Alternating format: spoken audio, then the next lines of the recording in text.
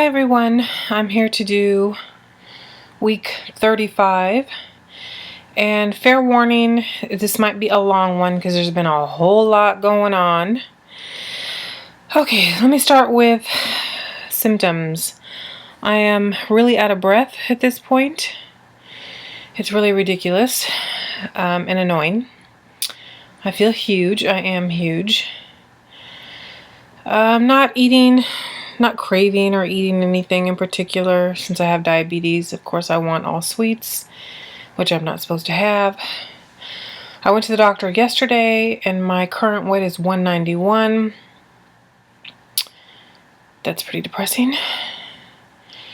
And yeah, okay, so that's about it for that type of stuff. Yeah. Alright guys, so starting week 33, my doctor had me go in for 2 NSTs a week. NSTs are non-stress tests. For those of you who don't know what they are, they just put you on the monitor the baby's heart rate. You press a button every time the baby moves, and they're able to see if the baby is what's called reactive. We want the test to be reactive. That's a good outcome. When you have diabetes, they make you do 2 a week towards the end. So I go in for a regular NST. First of all, let me backtrack and say it's been really hot in Southern California, and I probably have not been drinking enough water. So I go to the NST appointment. They put me on the monitor and they see contraction after contraction after contraction. Now, and I'm feeling these as well, but to me they feel, I know this is going to sound funny, but they feel like a slightly painful Braxton Hicks, which people say there's no pain with a Braxton Hicks. If there's pain related, then it's probably a real contraction. But okay, I'll just leave it at that. It felt like a Braxton Hicks with a little bit of pain. So she's asking me while she's monitoring me, do you feel those? Do you feel those? So yeah, I feel them. You know, I feel them. And so she's like, well, I'm going to have to call your doctor and see what she wants to do, because I was contracting maybe every 5 minutes, less than 5 minutes. So she calls the doctor, and of course the doctor wants to admit me. So I go from a regular NST to being admitted to labor and delivery. I was 33 in 6 days, by the way.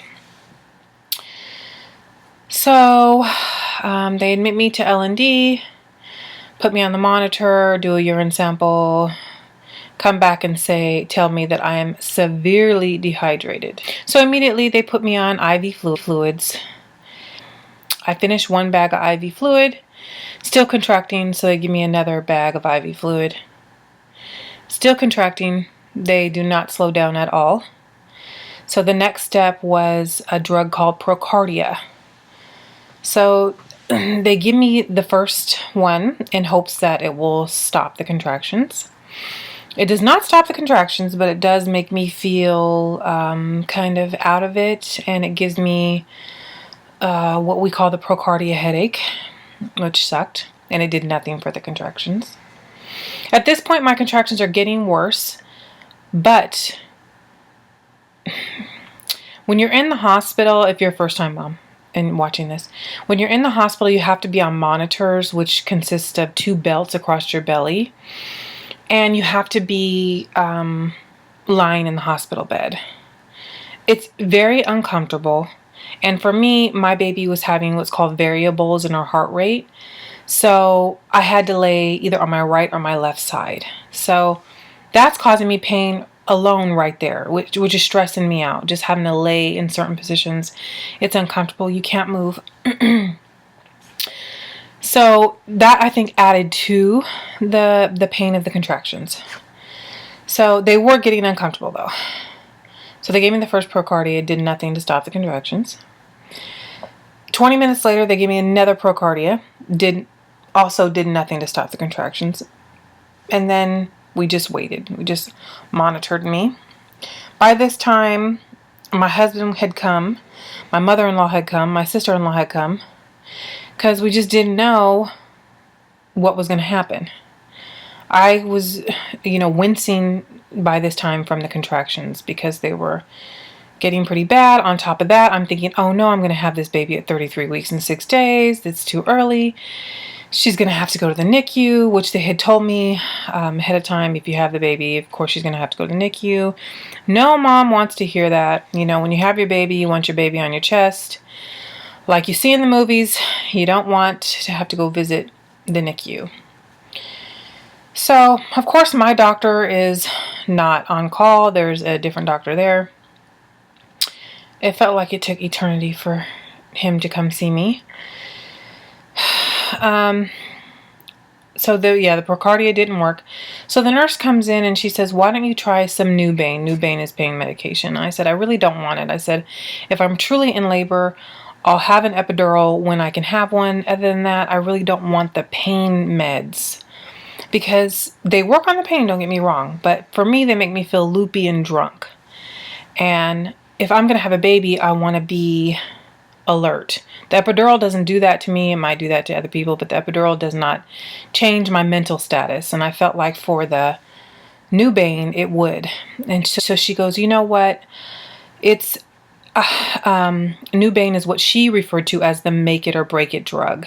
So it either stops the contractions, relaxes you, or it relaxes you and labor progress. So I said, okay, you know, I didn't want to, but I kind of, okay, whatever, let's just see if this is it. Because by this time, we're all wondering, what is it? Is it going to happen or is it not going to happen? Hoping, of course, that it did not happen. So I agreed to take the Bane. Okay, so I got the Bane. Of course, it took the pain from the contractions away. I had back pain, which I couldn't tell from if it was contractions or just being, you know, 33 weeks pregnant. But it instantly took the pain away. And of course, it made me feel drunk and loopy and horrible. So then the on-call doctor comes in. Oh, I skipped something. Okay, let me go back to the beginning. The triage nurse did check my cervix, and she said that I was 1 to 2 and 70% effaced. That was her call. Which I didn't want to hear that at 33 weeks. So, okay, so back to the Bane. So I do the Bane. The on-call doctor comes in. Bit of an asshole, really. I don't mind doctors that have no...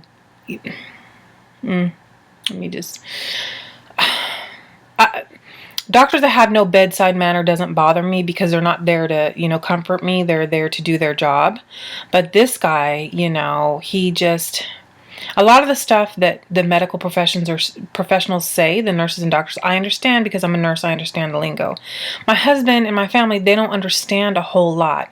So one of my pet peeves is when they don't explain things, when they just look at me and they don't address the people in the room and kind of break it down for them because they're panicking. I'm having contractions. I'm not in the mood to translate. So, yeah, so this guy comes in kind of like that. He comes in, and not kidding, he doesn't even say hello. He's like, I'm going to check you. Do you want me to check you in front of all these people? Like, that's what his attitude was. My mother-in-law, she's older, you know, she moves kind of slow. So, you know, my sister-in-law helps her out of the chair so they can go stand in the hallway. Anyway, that dude just pissed me off, whatever. So he checks me. No, he says to me, well, you're going to be 34 weeks at midnight, so if you are in labor, we're not going to do anything to stop it. Really? Is that why you just stuck me on Procardia 2 times and it made me feel like crap?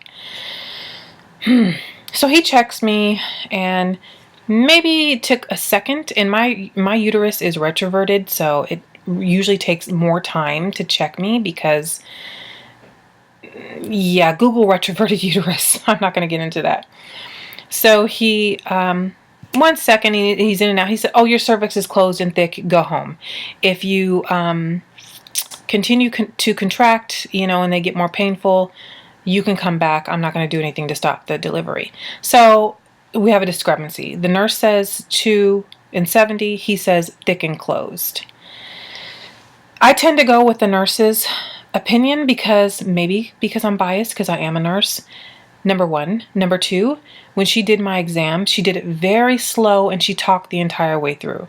She was like, okay, I can get 1, 2, you're about. I mean, she just took her time. He was like in and out and boom. The only thing that I was happy about was he did let me go home, because I felt like if I was at home, I could walk around, I could drink, I could eat, I could be, you know, in different positions. And I felt like if I'm in labor, you know, he does have a point. If I'm in labor, labor will continue, and I will labor at home, and I will come when I need to come. So I was happy to go home. I just did not appreciate his shitty little attitude. So I was discharged. I went home. The contractions really continued. I mean, through the night, they woke me up. They never really got stronger, per se, like intensity, but they did continue. So throughout the night, I think at one point I drifted off and fell asleep. I must have. And if I was truly in labor, I wouldn't have been able to go to sleep. So by morning, they had spread out, and I was still slamming the water right and left. So they had tapered off by morning. So that was Friday, September the 11th. And then, let's see, Saturday, Friday, September 11th. Okay.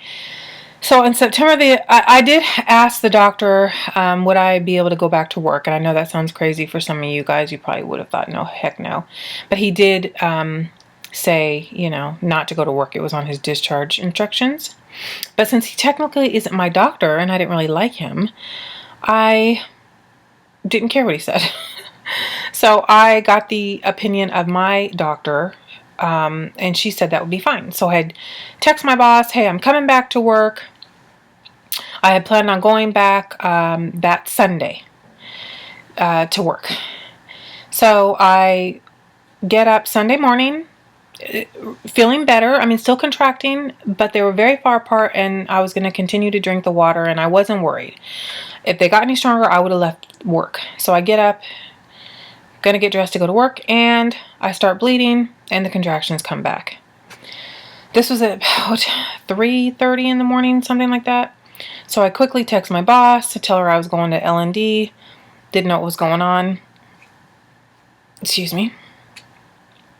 So my husband takes my daughter to daycare. I head back to L&D. I tell him to go ahead and go to work because I'd call him if I needed him. I didn't feel like bringing everybody to the hospital, you know, for nothing. So, oh my gosh, this video is getting so long. Sorry. So I go back to the hospital. They check my cervix. I was a good 2 and 80%. So they admit me, of course, and watch me on the monitor. And again, against my will, they call my doctor, who's now on call for herself, and give me procardia again. At first I said, no, I don't want that crap, but I didn't want a baby either. I'm 34 weeks one day at this point. So they gave me one procardia, doesn't work. Of course, contractions keep coming. Give me the second procardia, doesn't work. Contractions keep coming. Then they put me on IV fluids and check my urine again, and my urine is better, but it still showed dehydrated, but was better than the time before, better than the 11th. So that continued. They just monitored me. Finally, my doctor, thank God, had a surgery over there, so she comes in. Mind you, I had been in L&D for like 5 hours at this point. So she comes in and she says, she wanted to keep me, and I said, I feel like the only reason I showed up here to L&D today is because of the blood. And it was blood. It was period blood. TMI, fellas, if you're watching. It was blood, and it was a significant amount, or I wouldn't have come. I said, that's the only reason why I'm here. I'm not here for the contractions, because I've been contracting. I'm starting to think that I'm just going to contract through the pregnancy to the end of the 3rd trimester. So she goes, well, I'll go ahead and let you go home. If, you know, she gives me parameters, if the contractions get worse, come back. And I said, okay. They thought the blood was from, by the way, my cervix making a change, you know, just because I did make a slight change. So they think it was blood vessel, and that's where the blood came from. I was satisfied with that answer. You know, that's fine with me. I'd rather, like I told you guys, I'd rather be at home in labor than in a hospital. That's where I'm kind of jealous of moms that do it natural, because they can labor at home the way they want to. So that was that. Went back home, called my husband, all is well, going back home. Did my water, all that jazz. I did ask the doctor, can I go back to work? And at this point, her response was, are you crazy? And I said, I guess so, because I'm wanting to go back to work, but she said, no way. So at that point, she took me off work. So that was that. So yeah, I'm not working, which I'm really bummed about. And then, so I showed back up for Tuesday for another NST. I wasn't contracting anymore, had drank so much water, I could have peed on myself every 5 minutes because I was tired of feeling those contractions. And they basically, you know, tapered off. So I showed up for my NST. I'm like, yes, you know, no contractions. So I go in, do it. Of course, the nurse comes over and says, there's variables in your baby's heart rate. We got to send you downstairs for an ultrasound. I'm like, why can't I ever just have a normal appointment? So they send me, the variables they thought were due to low fluid, which I knew my fluid wasn't low because I had a fluid check in the hospital, and the fluid was at 15, which is a really good number. They start to worry if it's like below 8 or above 19. 15 was a good number. But they sent me down for a biophysical anyway, ultrasound, and it showed the baby was practice breathing, moving, heartbeat good, fluid was still 15. And also, by the way, guys, I also forgot to mention they did give me the steroids for lung maturity on 9/11. They gave me one that day and one the next day, so I forgot to mention that. So if she were to come early, her lungs would be okay. So anyway, she passed the biophysical. You get a total of 8 points for a biophysical. I got all 8 points. So they sent me home. So that's where we're at now. So I go in for another NST today at about 3 o'clock. Let's hope that I am in and out and there's no issues. My doctor has told me that she will not stop labor. If labor comes, then we'll have a baby. You know, I'm hoping to get, I'm 35 weeks at this point. I'm hoping to get to at least 37. That would be nice. My doctor doesn't think so. She thinks anytime I could deliver, especially being 2 centimeters and 80% at the time that they checked me last. So I know that was a really long-winded update. Sorry, I just wanted to make sure I get it all documented. But that's what's going on with me so far. I will do updates, of course, as needed. I'm going to try to do them more frequent since I'm not working. Maybe I can get weekly updates in. And I'm in my bed right now. You guys can tell, chilling. I think I'll go ahead and insert a belly shot for you guys. I'll do one right now and then I'll put it in so you guys can see it. And then I'm going to do a few more videos. I need to do the diaper bag video. I need to do my hospital bag video, because I might need those sooner rather than later. If you have questions, leave them below. I think I covered everything. All right. I'll talk to you guys soon. Bye. Thank you so much for watching. Friend me on Facebook, follow me on Instagram, and if you haven't already, subscribe. Yeah, tell him, London.